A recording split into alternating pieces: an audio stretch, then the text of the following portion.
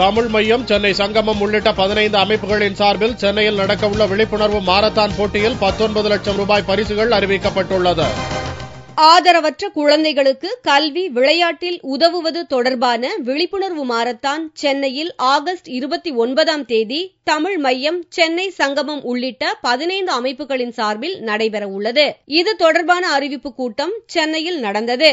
பின்னர் நிருபர்களை சந்தித்த ராஜ்யசபா எம்பி கனிமொழி, இந்த மாரத்தான் போட்டி எனது சென்னை, எனது பெருமை என்ற முழக்கத்தை வலியுறுத்தி நடைபெறும் என்றும், சென்னையில் மரங்கள் நடுதல், பழமையான கட்டிடங்களை பாதுகாத்தல் உள்ளிட்ட நடவடிக்கையின் மூலம் தமிழகத்தின் தொன்மையை பாதுகாப்பதுதான் இதன் நோக்கம் என்றார்.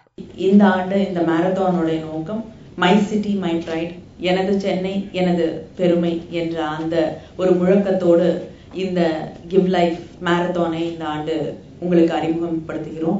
நாம் சார்ந்திருக்கக்கூடிய இந்த சென்னை நகரம், இதை நாம் எப்படி நேசிக்கிறோம், இத நேசிக்கிறதுனா இதை அழகுபடுத்துறது, இத சுத்தமா வச்சுக்கிறது, இங்க இருக்கக்கூடியவர்களுக்கு இன்னும் ஒரு நல்ல வாழ்க்கை தரத்தை உயர்த்தி தருவது, இந்த நகரத்தை அந்த விதத்திலும் பாதுகாக்க வேண்டும்.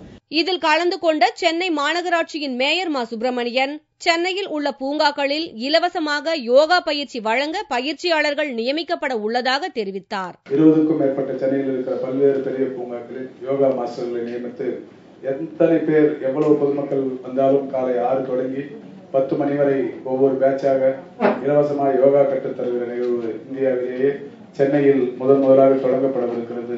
இந்த மாரத்தான் போட்டிகளில் மொத்த பரிசுத் தொகை 19 லட்சம் ரூபாய் என்று அறிவிக்கப்பட்டுள்ளது.